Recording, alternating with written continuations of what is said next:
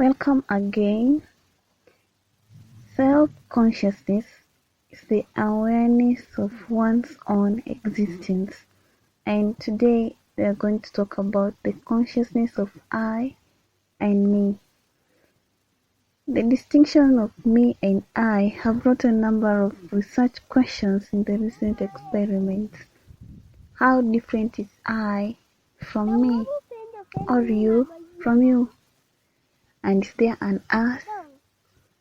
Originally, the differences were grounded on the idea of me as a physical entity, while the I as the conscious subject, and us was the collective form of many me. In terms of consciousness, there is nothing like I or me or us. We exist as one and all. An individual might be considered a one in all or an all-in-one entity manifesting as self.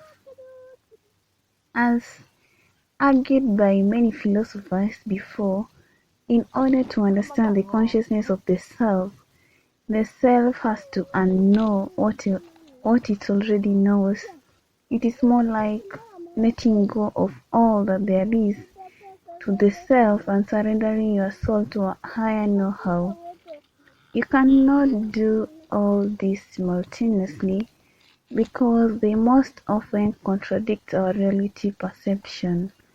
The major concepts are those of time and the self, including the awareness of existence.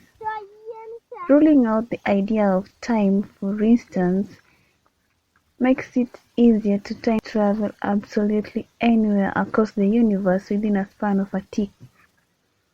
But how can we unknow the idea of time, for instance? Our past, present, and future is an idea that has kept us on toast in our everyday existence. At the same time, it has made us slaves of our own selves. Me and I are terms used to describe our existence in the utmost simplicity.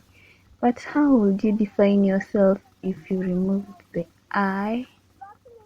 Come to think of it, humans have tried to exclude themselves from the creation for many centuries.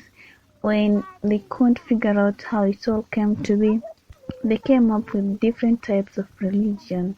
The fact that different communities across the planet had religion based on the notion of higher being is ambiguous. Despite all of them terming their gods as all-powerful and make of things, they also believed in good, evil, and their consequences, respectively. The latter was to obtain order within their communities. But how comes in each individual there is the belief of something more powerful?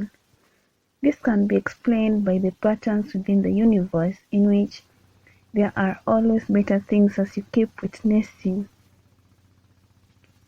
Consciousness is the conscious and subconscious witness of all these events as they happen. Me and I are part of the being witnessing the movement. Therefore, me is based on objectivity, according to the English language. In other languages, me and I are the same, one and all. There's no difference really. The term me is a conscious object connoting the physical attributes of the self. One will talk of the self with the sense of emotional worth, keeping in mind all the things that make him important, and for this reason everyone, whether good or bad, will hold themselves with a high price. In his books, James talks of me as all the things that produces a kind of excitement, like an atom. On this idea, the me is composed of the whole sum of one, including the spiritual, emotional, material, and social self. While the material things, for instance, are not part of consciousness, the emotions with which we possess our material things are a conscious part of our human nature. One uses all the five senses in both conscious and subconscious state. The way someone holds to their possessions are different between individuals. This is because everyone uses the senses at a different degree than the other. Other things such as mental imagery, dreams, visions, states of arousal, intoxication, and use of psychoactive substances all refer to the consciousness of me. How do we know about our differences? How is me different from you?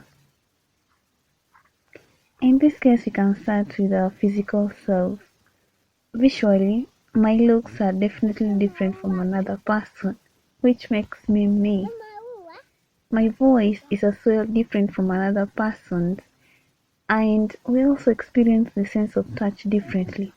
There has to be a different feeling with different people's touch. Self-touch, for example, is different from another person's touch. Or, yeah, and therefore, uh, this is also seen from our brains. We process different types of information differently. Our thoughts are distinguishable traits and can either be about me or someone else or even something else. On the other hand, I is based on subjectivity. I is a term used to mean the individual performing the task, admitting to it and doing it. But when you say I did it, do you mean us or I? Is there a difference between us and self? Is it the self inside the us? All these things are complicated, and hopefully someday we will get to know the whole truth. As they say, brick by brick, we'll definitely bring the world down.